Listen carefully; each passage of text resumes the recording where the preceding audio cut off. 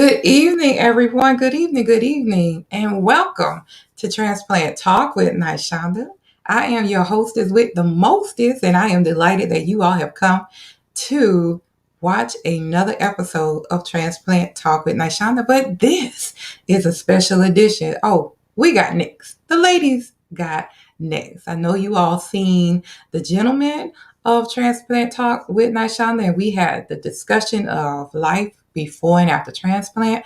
But this evening, I have some beautiful queens. Okay, these are the beautiful queens of Transplant Talk with Nishanda. But again, this is a mental health edition. A mental health edition. Hello, everyone that is coming on. I am delighted that you all are here. Hello, Nick. Hello, how are you? Hello, Citria. Hello, Miss Strong. How are you? Okay, so of course, you all know that again, this is, we're talking about organ donations. These beautiful queens have lived a life before and after transplant. How did this affect their families? How did this affect their mental health? What did they do for self-care? How did they, work out relationships? Because I know, illnesses can be sometimes a deal breaker, for some people. But these ladies are here to tell their stories. And yes, I said it, we got next. So, of course, Nashonda did not have a kidney transplant or any kind of transplant. So I have a special co-host for this evening. You all know her as the beautiful and the illustrious queen, Miss Aubrey Bella Langston. Audrey Bella Langston. Wanted to make sure I said her name correctly. All right, so we call her Bella, and she is beautiful. I promise I picked a good batch of women because they are all smart, beautiful, and intelligent, and they are strong women. So I'm going to thank them now for being a part of this show and for being so vulnerable and transparent about life before and after transplant. Now, just to make sure, I have to make sure I cover all of these bases. If you would, please go to my website, save1000lives.squarespace.com, and you can become an organ donor there. Registerme.org. All these ladies are here because somebody said yes. Because somebody said, yes, these ladies have been given a second chance at life. Okay. Also, if you're watching, please go to our YouTube channel, Transplant Talk with Nishanda. Become a subscriber. Click that notification bell, and we'll let you know when we're coming on. All right. And again, if you're interested in becoming an organ donor, please go to. Let me make sure I have it here. Please make sure that you go to Donate Life Florida, fill in this information, click other, and specify. That's right, Save 1,000 Lives. So again, tonight is a special edition. It's a mental health edition. And I'm just delighted that you all are here. Again, hello, Jared. Hello. And hello, David Stevens. So we are going to, hello, David. We're going to get down to business. We want you all to do me a favor, please. Please do me a huge favor. And this is what I need you to do. I need you to text, tag somebody about this broadcast. Okay? Because I want the queens. I need the queen story to be heard. So I'm going to bring on one of the queens herself, my co-host for tonight, Miss Bella. Miss Bella. Hey, Steve. How you doing? All right. Hey, Tony. That's another man of Transplant Talk with Nishanda, the gentleman. And here is Miss Langston. Here is Miss Langston. Hello. Hello, my dear. How are you, beautiful? I'm great. I am great. Thank you so much for I guess I volunteered you to be my co-host, for tonight. And I know you all will do a remarkable job being able to tell your stories. And we know how very serious mental health is. Yes. In these day and times, especially with COVID. So I want to make sure that you are in good hands. Mm-hmm.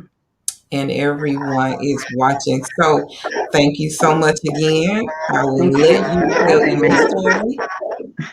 And I'm hearing a Awesome. little feedback. And a little feedback. All right. So I'm going to go backstage and I am going to, um, I'm just going to executive produce this thing. All right. Y'all Hey. good? Awesome. Well, thanks again so much, Nashonda, for having me. I love her show. As we all know, these type of issues are never ending. We can never get enough hosts to host them.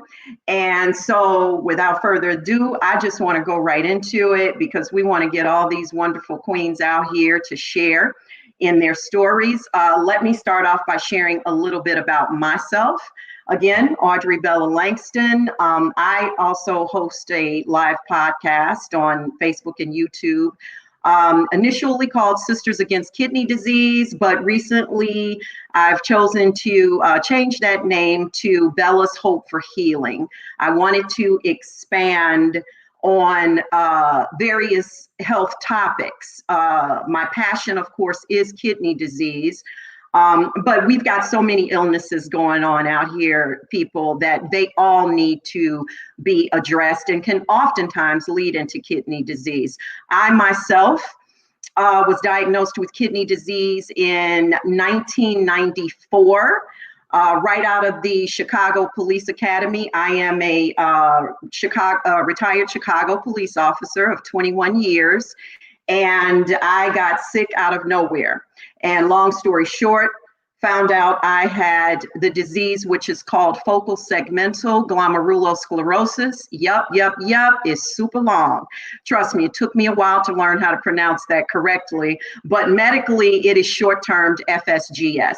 And so from that point on, that changed the entire dynamics of my life. However, I'm not complaining. God is good, and he brought me through with a living donor who was my godson, Roger Reynolds. Shout out Roger Miguel Reynolds, who gave me a kidney. I was on dialysis 6 months. I chose PD, and I'm fortunate because many people are on there for years. I was only on 6 months before everything went through with his testing, and he was able to donate me a kidney. As of March 4th of next year, I will be 17 years post-transplant and doing wonderful. So I praise God for that. And my mission is exactly the same mission that Nashonda's and many others are out here who host these podcasts. We are trying to save lives. We are trying to create prevention so that we don't get to that point.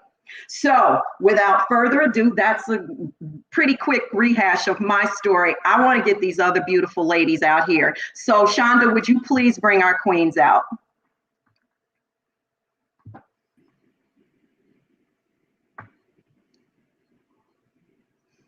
Hello, beautiful ladies. Welcome to you all. Thank you so much for joining. How's everyone this evening?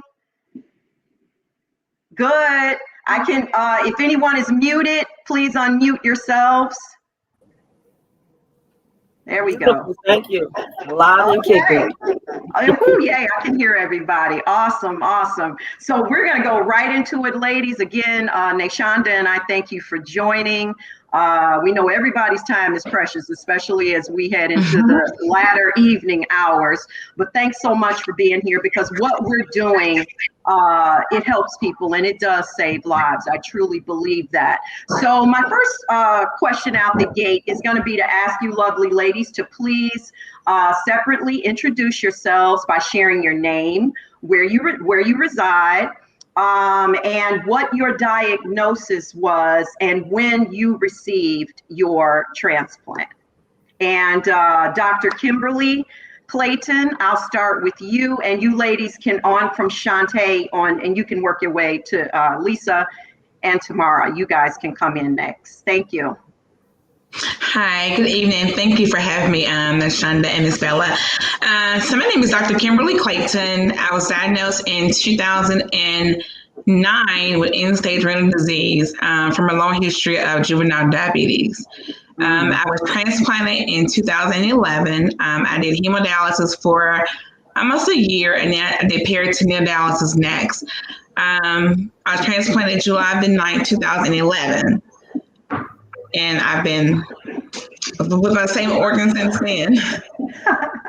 Thank you. Thank you so much. That's awesome. And congratulations, by the way, audience.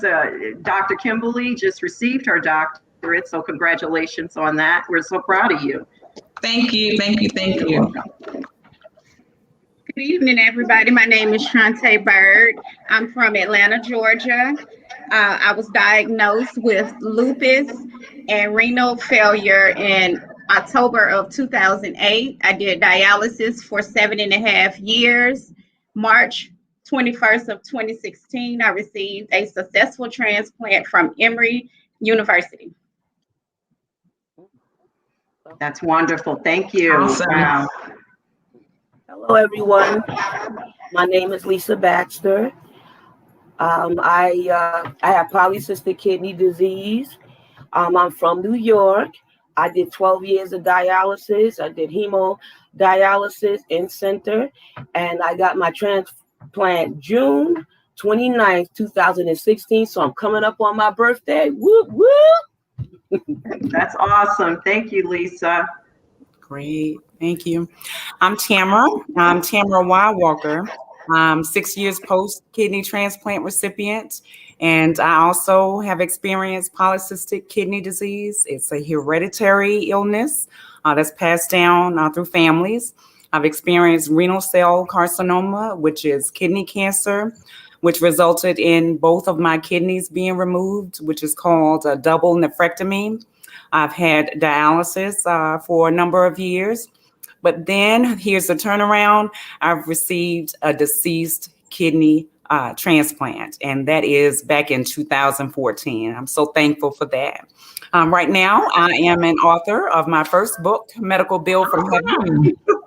And I describe or I share my experiences with polycystic kidney disease, dialysis, all that I have been through.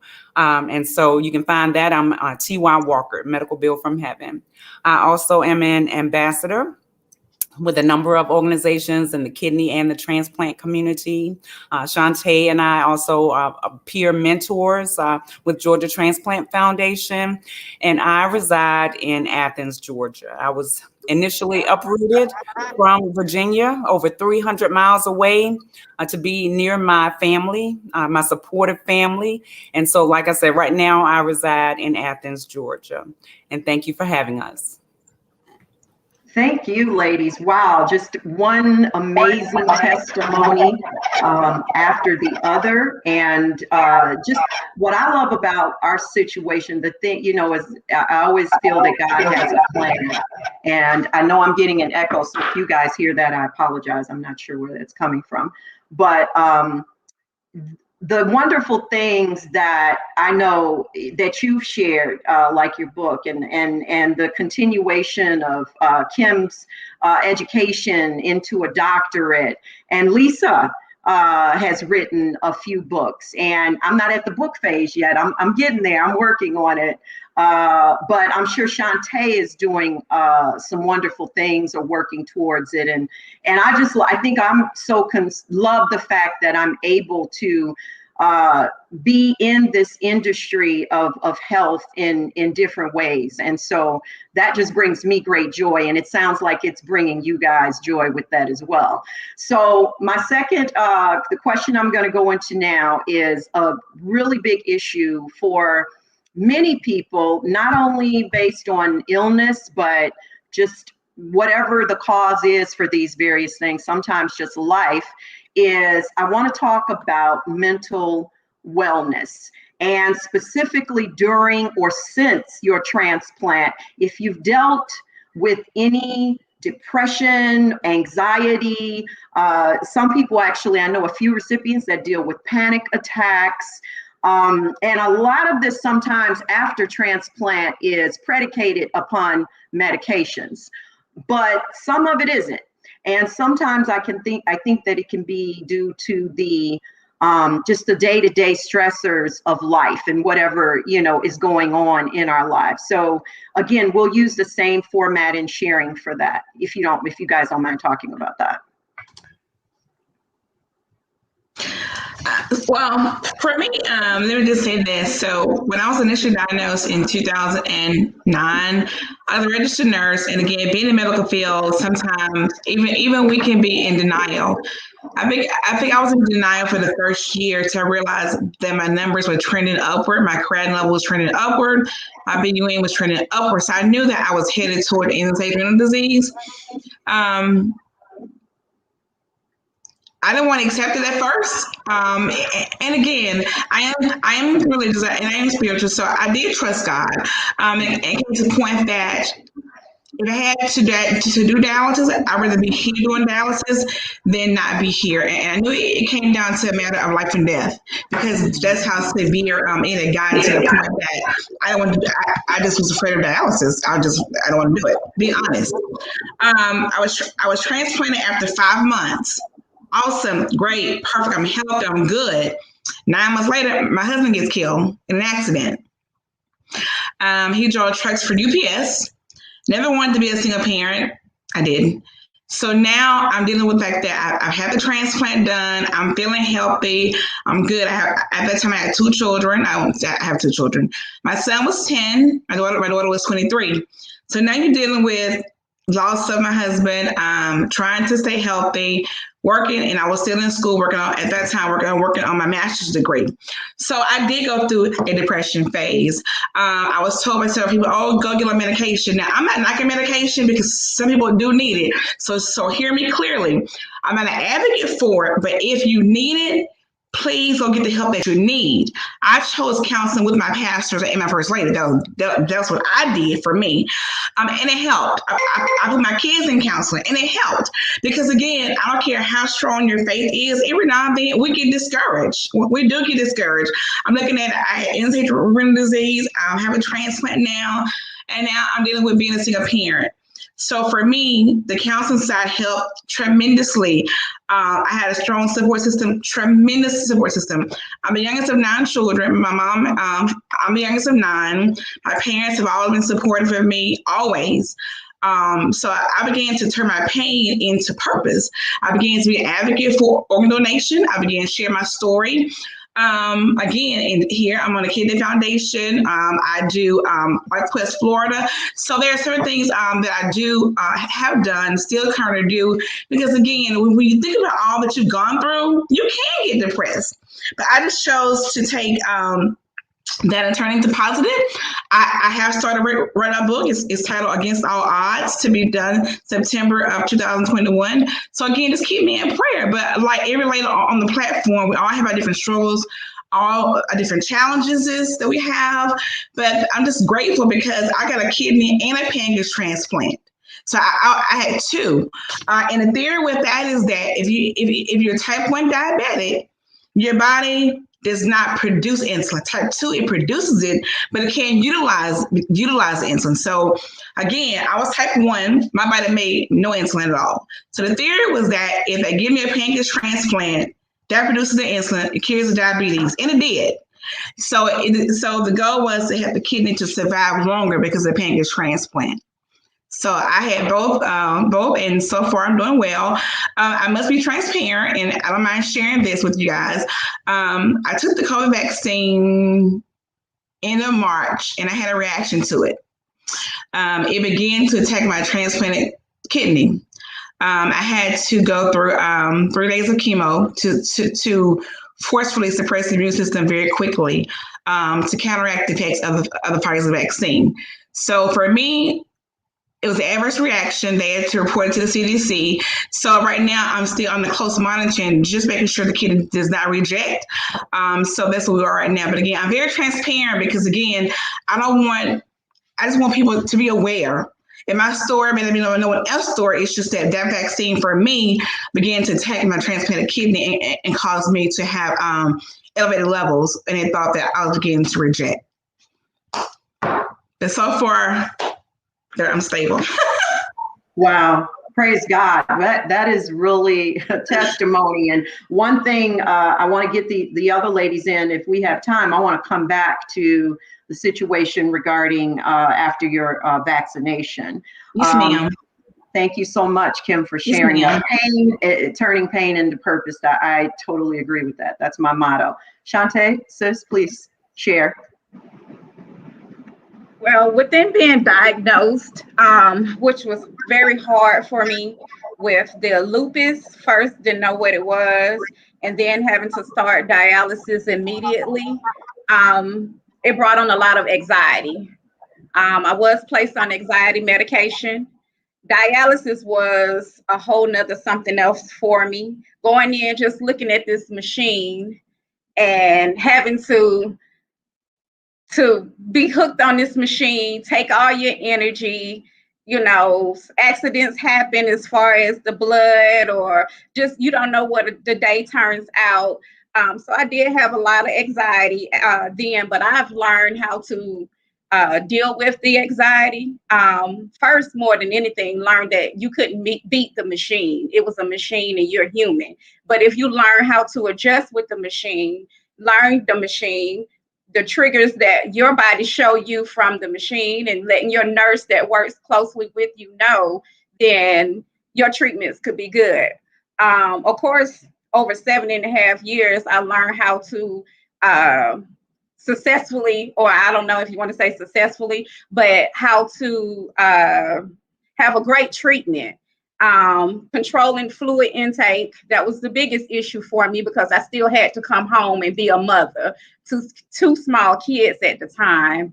So I would say it was just a lot of anxiety, but anxiety with the thoughts. As long as you learn how to control your thoughts, then things will be okay. Of course, you will have bad days. My family was a great support system for me, being able to reach out and let them know today is not a bad day, talking, someone coming to get me. I do want to give a shout out. One of our kidney warriors passed June 5th. Her name was Melissa Robinson Nyarko.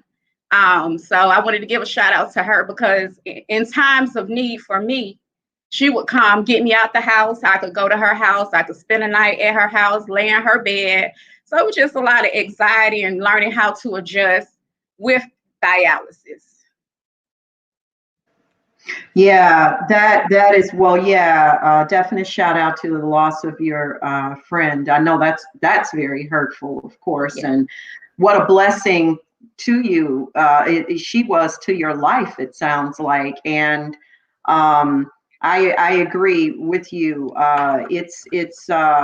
It's just a reality of I look at it as that, like, okay, so you're gonna swim or you're gonna sink. Which one, is it gonna be? So thank you so much, Shantae, for sharing that. Thank you. Ladies, other ladies, who wants to go first? Doesn't matter. I was such a woman of faith. You couldn't tell me that I would be on dialysis or had to deal with it, even though I had 6 siblings dealing with dialysis, 2 aunts, an uncle, a mother-in-law, and a great aunt. And I remember when I was sitting in the dialysis center, and it felt like I could smell the blood. I mean, everywhere I looked, I don't know, out of nowhere, I was sitting there and I looked and I see everybody all, hooked up. And then I just felt like freaking out or jumping out the chair. I felt a lot of anxiety. I learned to deal with it and calm down with it. The thing was, every 3 to 6 months, I would tell my husband, look, I'm not going. Nobody gonna make me go. I'm not going. I don't care. Nobody said nothing to me. I just started an argument out of nowhere.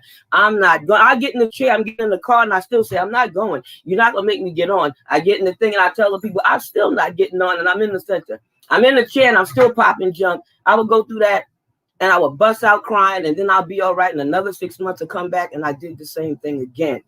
But I found that all the things that I got on the Polycystic Kidney Disease Foundation, the Renal Network, all of the different ones, the National Kidney Foundation, all of the documentaries that I did with them and for them, and sitting on the boards and getting out there in the trenches and giving people information with doors slammed in my face. I found that to be therapeutic. But the thing that got to me is that after all that, my husband and my archbishop talked me into getting on the transplant list. I figured I didn't get on no list. They said my kidneys can work, and I waited and waited, and never worked. But I started, just having faith that it would. And when my husband died and my sister died, they died a year apart, and then I got the kidney.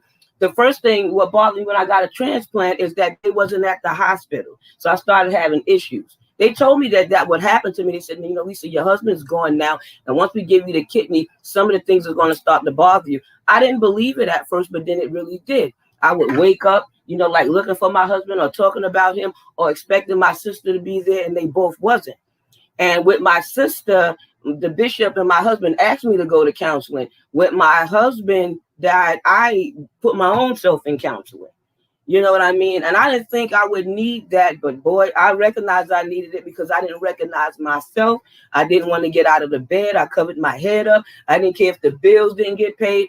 I just could not seem to get out of that hole. It scared me because I tried everything to get out and I felt like I was going deeper. But I thank God that I got out of it. I went back to work. I was what forced myself to do stuff because it's therapeutic. I'm a social worker for 25 years. So the kids made me feel better. And, the families that I serviced and the advocacy work that I did is the thing that really ministered to me, and helped me a lot and a great deal. But it was an issue and it was hard. And the only bad thing I could say is some of the things with my transplant that transpired after was diabetes. I never had that in my life. Bone joint disease. I had arthritis already, and I had an oral disease with the mouth because of my gums and stuff like that. But sometimes you just got to keep swinging and come up fighting. So even with the depression, you got to do everything. Worship helped me, praying helped me, praise helped me, and going to see somebody also helped me. And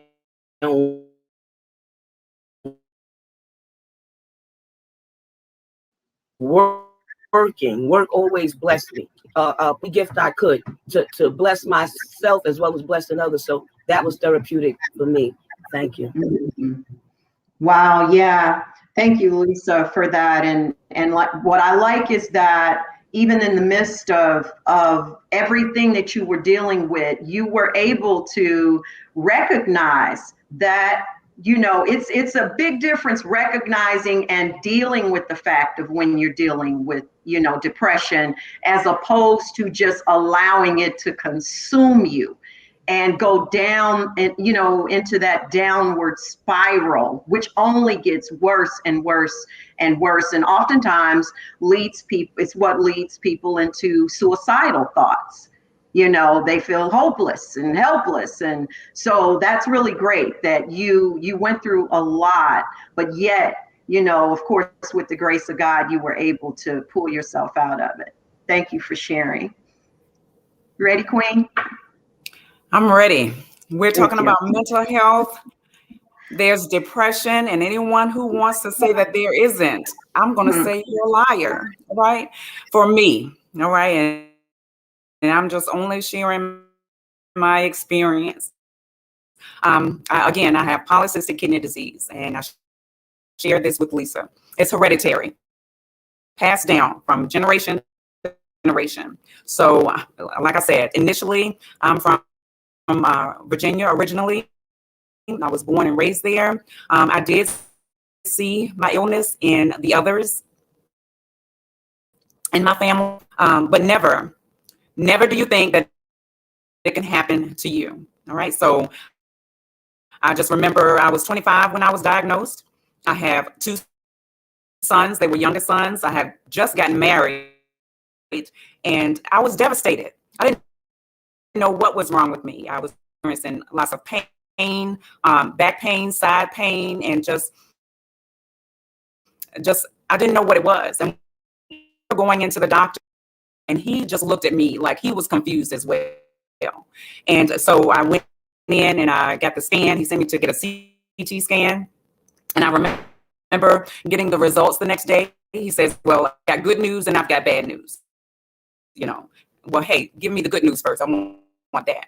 And he tells me, hey, it's not cancer, but it is polycystic kidney disease. So I was devastated again. like I said, devastated. I'm thinking, you think you're invincible. It can never happen to you, but it did. And so I was trying to raise a family. I had just gotten married, raising a family. Like I said, I was devastated. And I remember finally going in and them telling me there is no cure for this. But what we can do is send you to a nephrologist. And there, the nephrologist will be able to help with the hypertension because, of course, there was high blood pressure with that as well. I was experiencing nosebleeds, feeling nauseous, very sick. And again, like I said, trying to raise a family, a new family for me, very just overwhelmed. I remember going to the emergency room one last final time, and they sent me to a urologist this time. I was experiencing, lots of kidney infections and infections, all throughout my body. And I remember them telling me, he just sat me down and he just told me bluntly, you're going to need to be near your family. You're going to need to move near your family right now because looking at your lab work, it looks as though you're going to need a transplant and you're going to need to be worked up soon. And so that hit me like a ton of bricks. I just had no idea that it was going to be soon that I was going to need a transplant. And so I heeded his advice. I moved 300 miles away, 3 states south, so I can be near my supportive family. So I'm going to say that for me, my family was the key to me getting through this. Community, all right, like we're talking on now here. We are on American Kidney Foundation, Shantae and I, Transplant Foundation, just connecting with others who are going through the same illness or going through the same path as you definitely helps. I've also, like I said, I had renal cell carcinoma, which is kidney cancer, with both my kidneys being removed and dialysis. So of course I was in some type of depression, but I was still trying to push my way through. I was still trying to go out, still trying to have a good time, still trying to connect with my family, going to outings. I was still trying to have fun as best as I can. But again, I'm going to say, yeah, I was depressed. I remember one of the doctors telling me that, hey, you may need to go to see someone. He referred me to a therapist. And I went to a couple of sessions with the therapist. That was while I was going through the kidney disease. And then also after transplant, I know you said maybe some of the medications may cause some depression or some kind of thoughts. All right, so I did experience that for myself. And what I did was I just told told them at the hospital when I went to get my infusion. We also get Bella infusions once a month. It's immunosuppressant in addition to our oral medications. And I remember just going there and letting them know, hey, I'm not feeling the same. Something's wrong. Something's happening here. I felt like I was lashing out at people unnecessarily, and that just wasn't me. And so I just reported it back when I went back there. Hey, I'm not feeling well. This is not me. And so they also referred me to a therapist, and I did get some therapy there at the transplant hospital. So I just want to say, don't be afraid to do that. We've got to be aware that, especially if something is out of the ordinary, something's not wrong, something is wrong. Just make it known. Make it known to. For me, it was the doctors. They recognized it right away when I was going through, like I said, polycystic kidney disease, and also let the people know, the doctors and nurses and techs know. They're there to help us. All right, and all we have to do is open up our mouths and let them know. But yeah, for me, my family, faith. All right, we're talking now. Where I'm going to tell you about my faith. That definitely helped. All right, being able to connect with others in the community to pray for me, prayer. All right, and we're also talking about counseling, also talking to others. Just let them know what's going on in our community. There's no awareness of for us kidney disease. All right. So talking about it definitely helps. It brings awareness. All right. And also it gets that weight off of me, off of you. So yeah, that's my experience. And so yeah, me and my family, my children, because I had two sons. All right. And I'm going to be frank with you, young African American sons. All right. And so that right there is a challenge by itself. All right. Along with the illness. And so, yeah, we went through family counseling. We had a therapist to come to my home, speak with each of us, my sons, and also me. So, yes, that definitely helps. So don't be afraid to ask for help when you need it. Amen. Wow. Yes, that's one of the greatest statements you've made, and you've made a lot of great statements. But it's about not being afraid or apprehensive to ask for the help you need, and I think that happens primarily because society as a whole has unfortunately uh, made it seem like that's such a terrible place to be in. It's like you're put in a categorized, you're stereotyped on mental, being someone that deals with mental issues. I know for me, in the beginning, I kind of went through exactly kind of some of the things Kim was describing, which I really think everybody goes through this, whether or not they are descriptive in the same way of it. But it was the shock, the why me, the anger, and then eventually comes acceptance. Because if it's here, it's here. So now the question then becomes, how am I going to deal with this? Am I going to swim or am I going to sink? And I was like, I'm swimming, because that's what I do. But it did put me in a temporary depressive state, primarily because so many major events in my life happened consecutively, just of the stress and hard work of going through the police academy with a 6-month-old child at home and a 14-year-old son as a single parent. And so, of course, my body was pretty out of shape going into that academy. So that was natural stress on my body, dealing with that. But then by the time I'm coming out 7 months later, being in the greatest shape of my life, my physical training instructor was, you guys all know Mr. T. Remember Mr. T? Well, Mr. T's brother was my physical training instructor. And I remember calling that man everything but a child of God, because he was working me hard in that academy. But it was a blessing, because I was in the best shape of my life by the time I came out.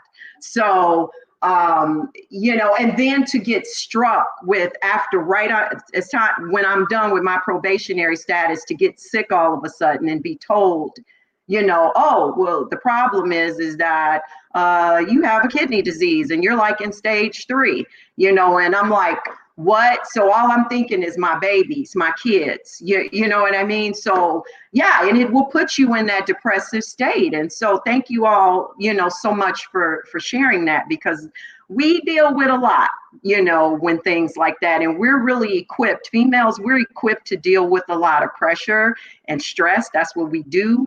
But there does come a time when we have to make sure that we are addressing things that, we can't control everything, and so that's when it's really important for us to really accept that and deal with it in the proper way. So during that time of you guys' illnesses, how did it affect your relationships with your friends? Or did it affect relationships with your friends, your family? Some of us, some were married. I'm sure some were not. Some may have had significant others. Did that affect your intimacies in any way?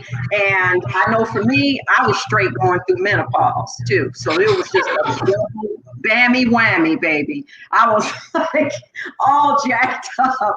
So if you guys would like to start sharing about that, that'd be great. Shantae, could you start us off with that? Yes, as far as my relationship with my families and friends, they're actually how I made it through. Um, Not so much as being afraid of what I was going through, but being there with me and walking with me to help me get through any difficult day. However, I always looked at a difficult day as a difficult day. Tomorrow will be better. So, on that level, my family and friends were very supportive. I always tell everyone with any illness, family support has to be there because on the days when you don't feel like doing it, you always have someone pushing you along, pushing you along. Um, as far as with relationships, they were difficult. I'm not married. However, trying to get into relationships and saying that you have an illness sometimes is not looked upon the best because people looked upon sickness. I don't want to take care or be with anyone that's sick, but I never looked at it like that. I was very active, never sat still. As I stated before, I learned how to adjust with the dialysis machine. A lot of people always looked at me and said, "How do you do it?" Well, because I controlled a lot of things. And number one was that fluid.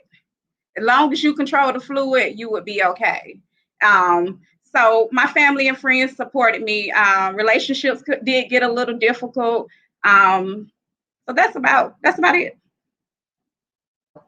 Thank you so much. Kim? Yes, I had an awesome support system through my family and my church, and my children. My daughter was older. My daughter was 23 when I went through end-stage renal disease. And I always tell people that my children would see me at my lowest point. My husband, of course, was on the road, always driving trucks with UPS, so always gone. So my kids would have to bathe me. They would have to pretty much be my caretaker. And I remember doing a story on News for Jax here in Jacksonville news station about 3 years ago. And they interviewed my daughter and myself. And my daughter was saying how the roles were reversed. Whereas she felt she was a caregiver and I was taking care of me and the roles did change. They did become my caregivers for that time frame. But I'm so grateful because again, being from a huge family, my family took turns coming to take care of me. My sister would come stay a week at a time. My mom would come stay a week. So I had that constant support here. I don't have any family in Jacksonville other than my children because we got to Jacksonville because my husband drove trucks for UPS. When he passed away, my life he was already established. I just chose to stay in Jacksonville. I'm originally from Mississippi, Meridian, Mississippi. And so my parents are there. I have a few siblings there, but really we're all scattered. So having that system was a lot for me. And then I have family and friends here in Jacksonville that really stepped up to take care of me, my family, and they're like my family. We may not be blood family here, but I have some awesome friends here in Jacksonville who stepped up. I mean, whether it's coming and bringing food to my home, whether it's coming taking care of my children, they did that. And there's so many to name that I wouldn't dare begin naming because I don't want to miss anybody.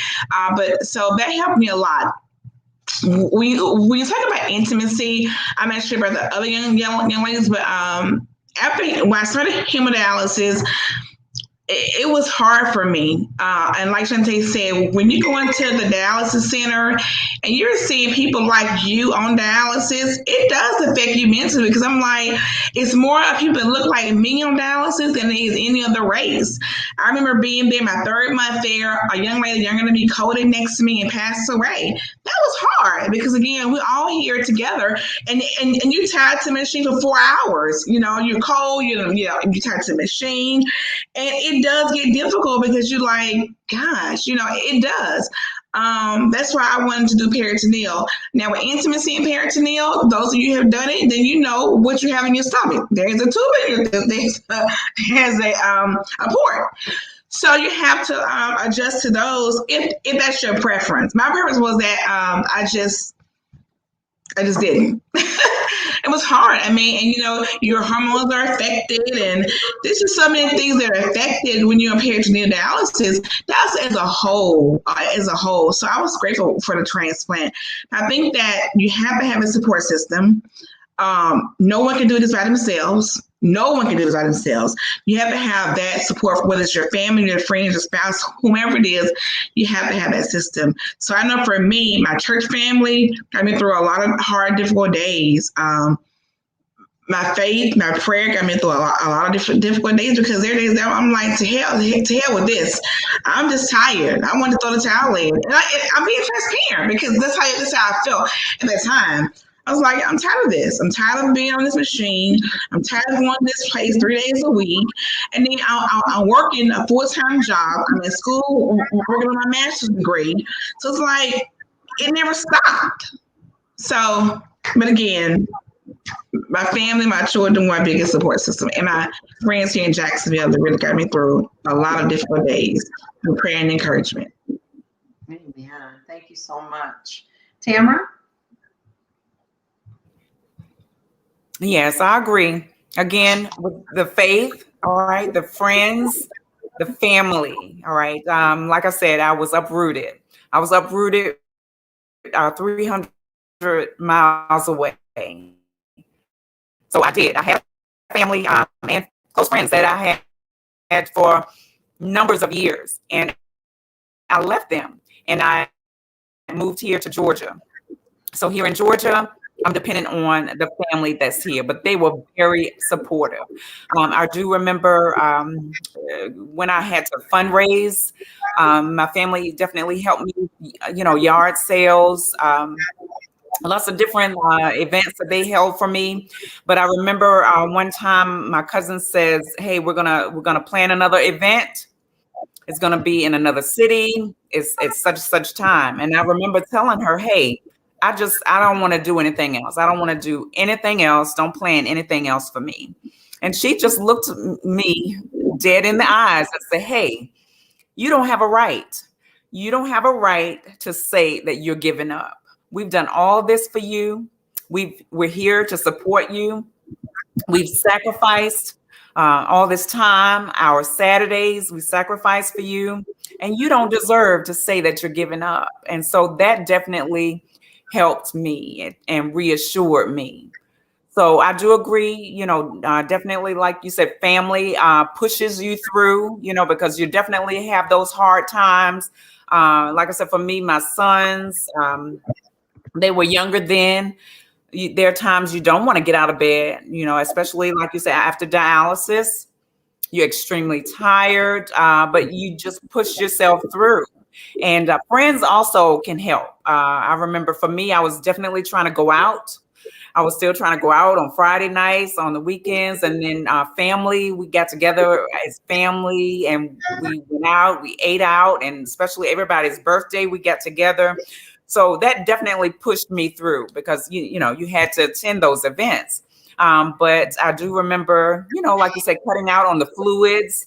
Everybody's eating and they're having a good time, but you still have to remember, not to eat as much, limit the fluids. Definitely. So I don't want to hold everybody up, but definitely friends, family, definitely helped those relationships to push me through. And especially even now that, we're in COVID, connecting and talking to someone over the phone or doing the Zooms, like we were doing, or just, texting to just conversate with someone else. Yeah. Amen. Thank you so much. Lisa? Well, my family was very supportive because, I had some of them that was on dialysis. That was helpful. And even the ones that weren't, family and friends, some of them were nervous. Some of them were scared. They didn't really always understand what dialysis was about, or they treated you like you was dead or dying already in the grave. But, or they said, "Oh my God, Lisa, you got so black." You know what I mean? "Lisa, is that you?" And I said, "Oh yeah, it's me," But they was there for me. Yeah, I mean, even with the transplant, they was there for me, cooking, getting things, because you can't go out for so many weeks and couldn't do a lot of things. And even the members of the church was also there and stuff like that for me. But during the dialysis days and time, people did try to understand, and some would ask questions and some would really avoid it because they look scared and shaken. But intimacy wise, with my husband that I was married to for 23 years, I got sick first, he got sick second. You know what I mean? So when we both were sick, that was one thing. But when I was the only one sick and he was still the great vibrant one, it was hard intimacy wise, because we were you get into a nice flow of things, and then dialysis will slow it down or kill it. So you had to be crafty and you had to be smart if you're going to get intimate. So I knew, for one thing, I learned not to ever, ever, ever, never, never, never, never do it on the day that I had dialysis. So if you want to be cute and sweet and sexy and stuff like that, don't do it on the day you got dialysis, because you're going to need all the rest of fuel and food that you would need. So no pinky, no hanky at that point. So I know one thing, you run out of gas. Sometimes you get greedy and you try and you think you could do something and you'll try to do it. God knows you'll be fooled. You won't be able to do it. You will run out of gas like a car that didn't have any. So you had to be crafty. So me and my husband had an understanding, and that's what we did. And he understood that and learned that. And I had to learn the same thing when he had colon cancer, and he was the one, and I had a little more energy than he did. But then we got two people dealing with an illness. That's a whole nother issue, a whole nother thing, a whole nother depression, and a whole nother way of being crafty. So you do what you got to do, and you do what things work, with the illness or without. So you have to be in this together. And so that's what we was, and we made it work, and we had better days because we didn't do it on the dialysis day. All right. Yeah, that's so true. Wow, that's really awesome. We all know that one of the most critical things in dealing with the illness like this is definitely going to be having a great support base. You have to, even the coordinators will ask you about, do you have a support base? Especially, if you're single. And so this is where, but what I love is when the person probably doesn't, where these type of, talk shows, support groups and everything comes in. And so that's what really makes the world a difference to people who don't have that. So thank you, ladies, so much for sharing that. I know we're kind of pretty much out of time here. Wow, it's 7:58. My last question, was just going to be a quick response question, and that one was going to be about self-care. We know we deal with a lot as women, and parenting, careers, blah, blah. So what is one thing that you did real quick for self-care for yourself during that time? And whoever wants to kick that off is fine. I would travel. I would go to the beach. I love water. I love swimming. I love the beach, and that was self-care for me, because stuff can be really hard and depressing. But that, I go to the beach, or I travel, or I cook or run. That did it for me. And church. Awesome. Thank you, Lisa. Kimberly? Sure. For me, it's baking. I love to bake. I bake almost anything.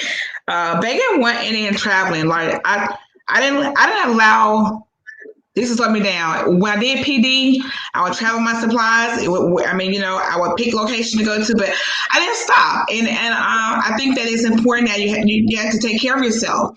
I also did monthly massages. I think that you have to have time to break away, because at the time I did 2 jobs, school full time. It's a lot. So you have to have that time to break away. So again, monthly massages, baking a lot just to bake, and then travel for me. And even now, I travel a lot, even still. Thanks so much. Shantae? Just going out, maybe getting my hair done. I spend a lot of time with my son. My son loves sports. So it's just being there and watching him, and he knows that mom is there. If there was a time that I couldn't be there, then there was sad faces. But just seeing the joy behind him and his sports was the biggest thing for me. Self-care with that, pushing myself on days dialysis, and he has a game, but to see his reaction and him to get out there and show out was awesome. So I would say that.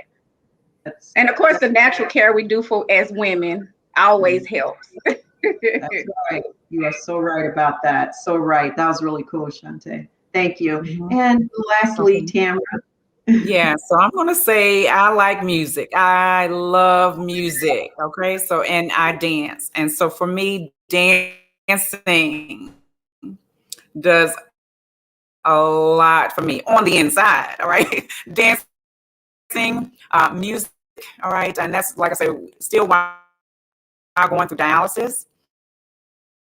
Now, I want to say I take an hour for myself in the mornings, so that I wake up at 6 o'clock, from 6 to 7. I'm doing some prayer, meditation, time for myself to regroup, and then again, more music. So that's it for me. I love music, and it just makes my heart. Awesome. Well, ladies, this has been so wonderful, and I want to thank you guys so much. And of course, we want to thank our girl Neshanda for allowing us to use Absolutely. this share. You guys are all sheroes in my book, transplant warriors, and it's just important for all of us to keep doing what we're doing and to help others.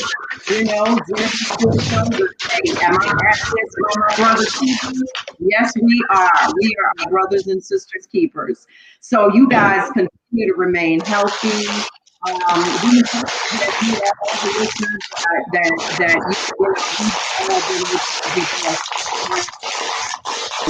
Thank you so much. And everyone have a wonderful night. Thank you for joining. Thank you. Appreciate it. Thank you. Thank you, Bella. Have a Thank good you, night, Nishana. everybody. Thank you, all Good you night, wonderful everybody. ladies. God bless. Thank you. Good night. Thank you all, You're ladies. fabulous. Thank you, ladies. I'm going Thank you for to having us. remove everybody. Hold on.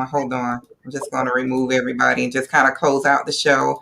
I really would, like to thank all of the ladies for one, being so transparent and allowing everyone to come into their circle and just tell a little bit about themselves, because it is so important for people to know what to do. You're in this situation. You've never been in it before. Kimberly and I we live here in Jacksonville together, and she does travel a lot because every time I see her, she's on the road. So I think it's very good to have a good set of girlfriends, and we all might have to take a girls trip. We might have to go to Hilton Head or go to Destin or something just to be able to get away and have a little bit of, just have a little bit of fun.